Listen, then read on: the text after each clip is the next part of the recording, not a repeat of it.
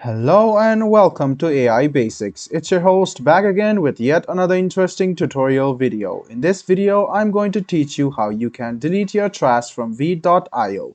So go ahead and open the Chrome or Edge browser, go to veed.io and log into your account. Now, if you already have some edited videos, I'll teach you how you can delete it at first. Go ahead and click these three lines and go to move to trash. Now, this file has been sent to trash. Now go to trash, which you can see on the left hand side of your screen. Click on trash and these are the things on your trash. Now to delete everything, just click delete all and then everything will be deleted. Now to delete a single file, all you need to do is go ahead and delete some file from here and then it will go to trash. Open the trash.